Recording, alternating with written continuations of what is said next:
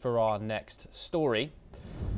And the Pentagon has placed about 1,500 active duty U.S. soldiers on alert for a possible deployment to Minnesota. This comes amid intensifying protests over federal immigration enforcement operations in the state.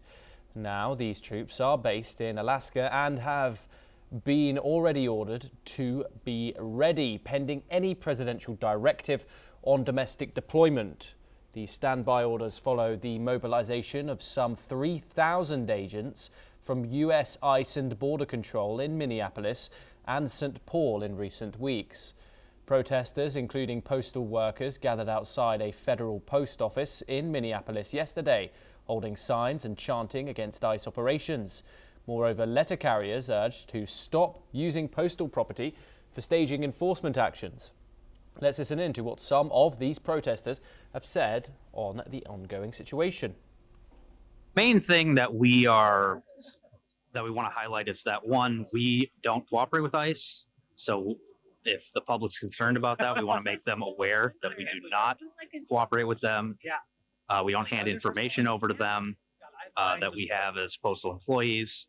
And we want to highlight that this is a safety issue for our employees. If we have people run around with guns on our property, we don't want to be subjected to that. Is that there are over 200,000 citizens in Minneapolis alone.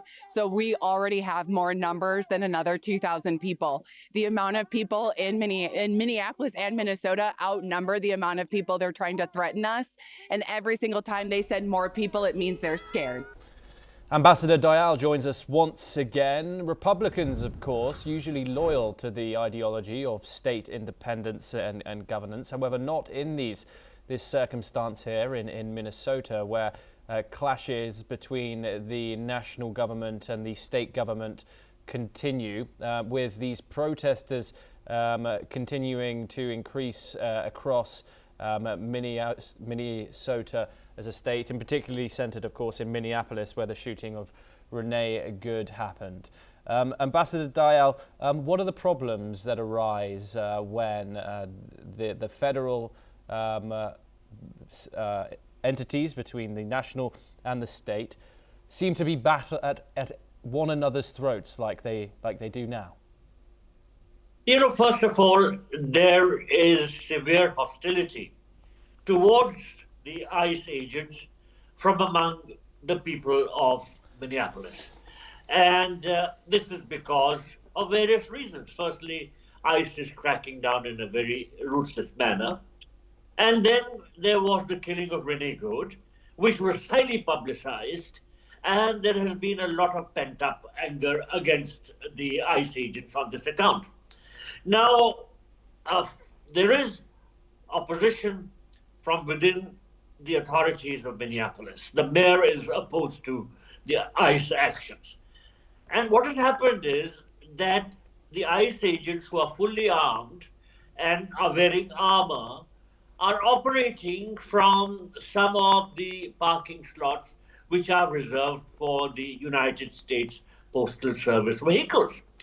So the agents, the workers, the postmen belonging to the United States Postal Service are coming out in opposition to the ICE because they say they don't want to be identified with ICE actions. They don't want ICE to be operating from the parking slots which are reserved for them, because firstly, they are not able to park their vehicles and do their duty. And then secondly, they get unnecessarily identified with the actions of ICE because their parking slots are being used, and the public anger is going to be directed at perhaps the USPS also.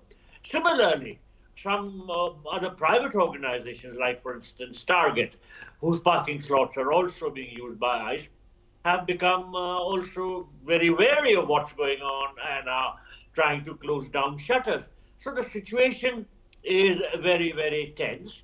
I have seen visual coverage. I am not physically there, but from what the televised coverage shows, there is pent-up anger among the people of Minneapolis against ICE, and this is not going to subside because President Trump is threatening to increase federal activity and send in enforcements So, in all possibility and all probability, the tensions between the local population and the ICE agents will increase.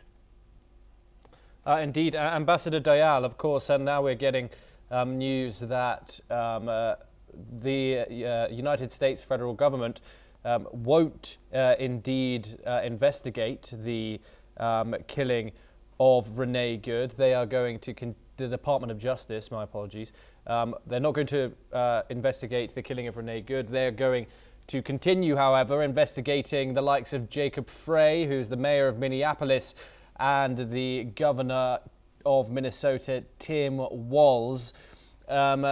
What's your thoughts on this? Of course, bipartisan remains rife in the United States.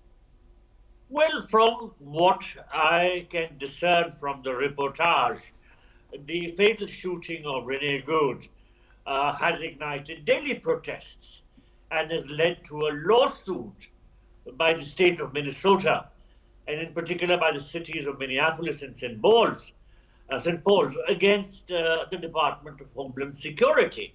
So there is confrontation which is afoot between the federal authorities and the authorities of Minneapolis, and indeed the entire state.